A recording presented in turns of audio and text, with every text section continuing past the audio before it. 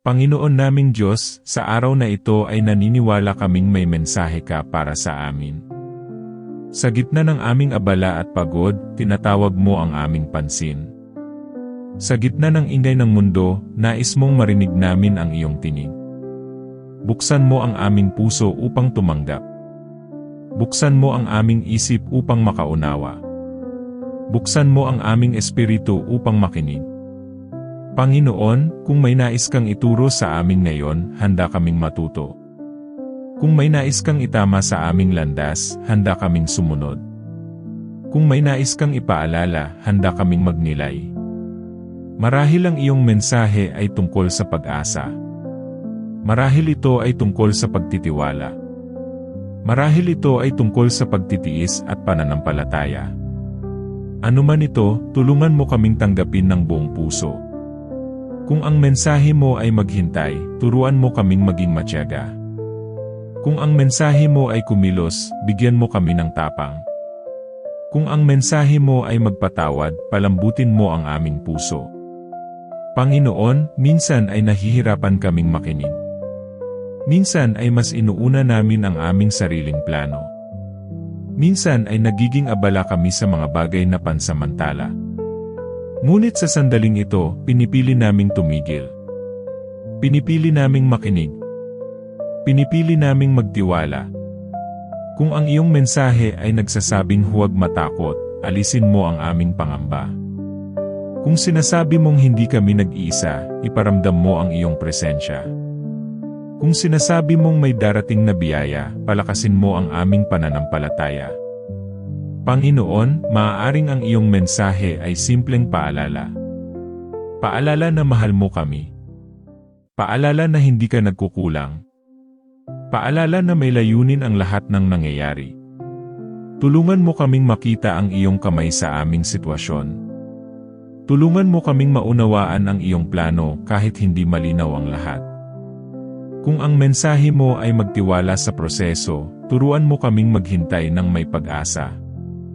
Kung ito ay maging matatag, patibayin mo ang aming loob. Kung ito ay magmahal, punuin mo kami ng kabutihan.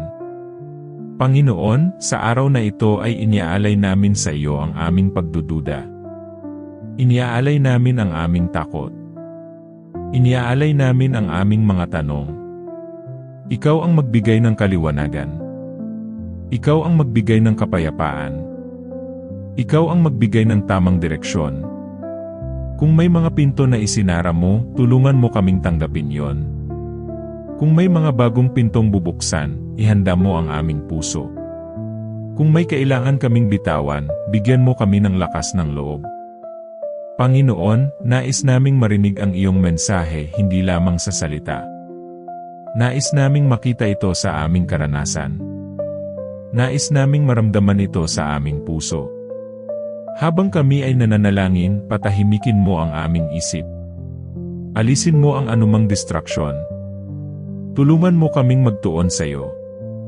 Kung ang iyong mensahe ay pag-asa, yakapin namin ito. Kung ito ay babala, tanggapin namin ito ng may pagpapakumbaba. Kung ito ay pangako, panghawakan namin ito ng buong pananampalataya. Panginoon, minsan ay hindi namin agad nauunawaan ang iyong paraan. Ngunit naniniwala kaming laging mabuti ang iyong layunin. Naniniwala kaming tapat ka sa iyong mga salita. Naniniwala kaming hindi mo kami pababayaan. Sa araw na ito, pinipili naming maging sensitibo sa iyong tinig. Sa maliliit na detalye ng aming buhay, turuan mo kaming maging mapagmasid. Sa simpleng pangyayari, turuan mo kaming makakita ng aral. Sa bawat sitwasyon, turuan mo kaming magtiwala. Kung ang iyong mensahe ay magsimula muli, bigyan mo kami ng lakas. Kung ito ay magpatuloy, palakasin mo ang aming determinasyon. Kung ito ay magpahinga, turuan mo kaming maghintay sa iyong tamang oras. Panginoon, sa araw na ito ay naniniwala kaming may mensahe ka para sa amin. At kami ay handang makinig. Handang magtiwala. Handang sumunod. At sa pagpapatuloy ng aming panalangin, Panginoon, pinananatili naming bukas ang aming puso sa iyong mensahe. Sa bawat tibok ng aming puso, nais naming marinig ang iyong katotohanan. Sa bawat paghinga namin, nais naming maramdaman ang iyong presensya. Kung ang iyong mensahe ngayon ay tungkol sa pagtitiis, turuan mo kaming maging matatag. Kung ito ay tungkol sa pag-asa, punuin mo kami ng liwanag. Kung ito ay tungkol sa pagbabago, ihanda mo ang aming puso. Panginoon, alam naming hindi ka nagsasalita upang kami takutin. Nagsasalita ka upang kami ituwid. Nagsasalita ka upang kami iligtas sa pagkakamali. Nagsasalita ka upang kami ilapit sa iyong kalooban.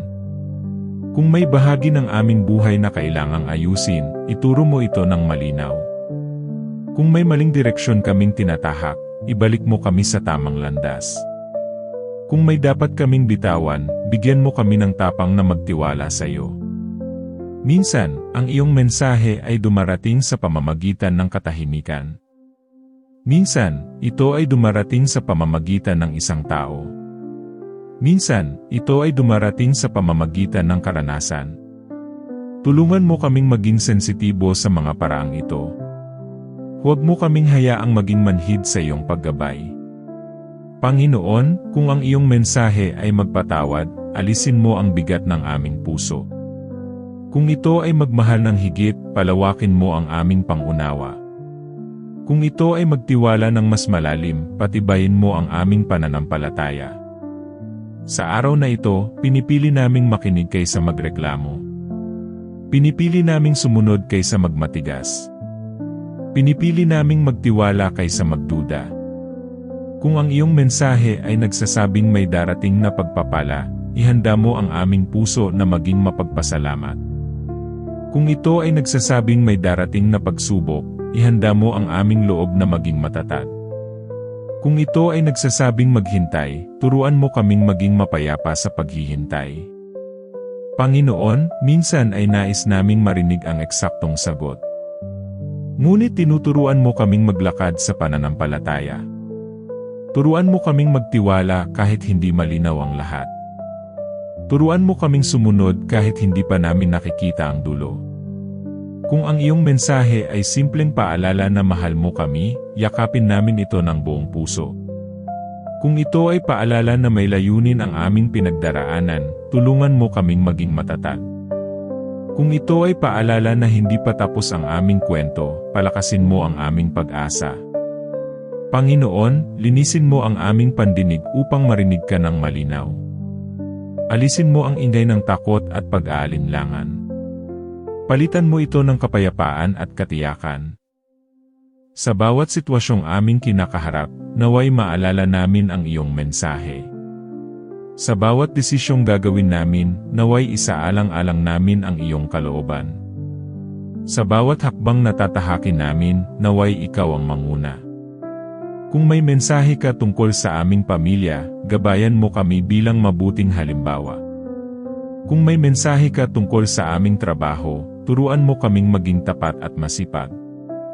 Kung may mensahe ka tungkol sa aming personal na buhay, tulungan mo kaming maging responsable at maingat.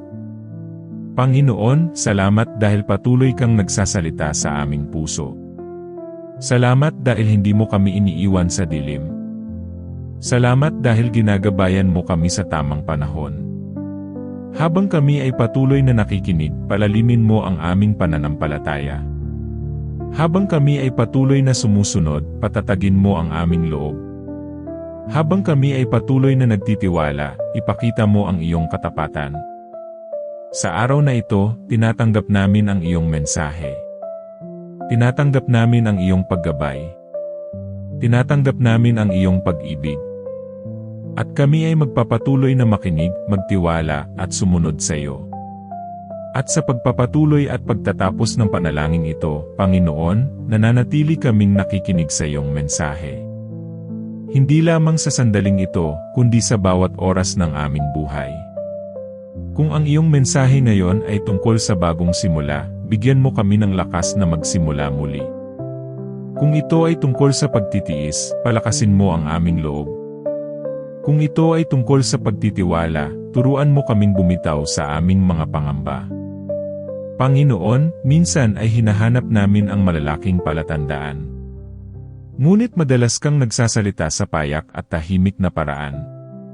Tulungan mo kaming maging mapagmasid sa maliliit na himala. Tulungan mo kaming makilala ang iyong kamay sa pang-araw-araw na buhay.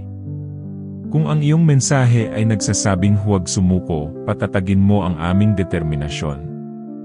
Kung ito ay nagsasabing may darating na mas mabuti, palakasin mo ang aming pag-asa.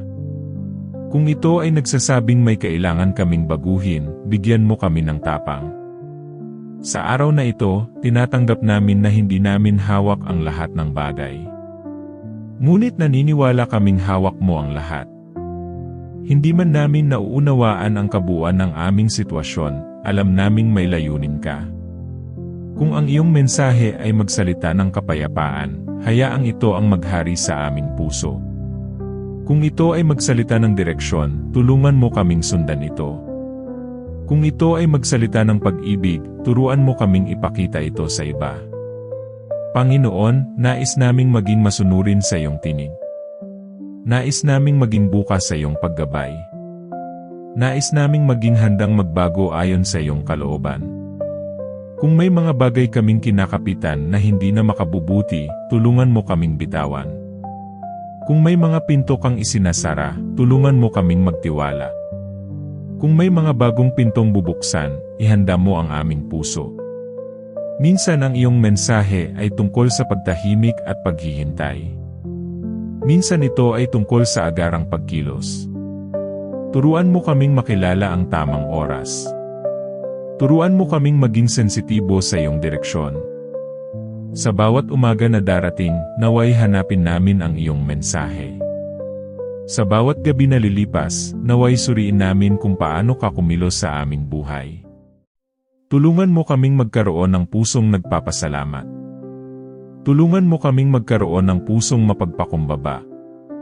Tulungan mo kaming magkaroon ng pusong matapang.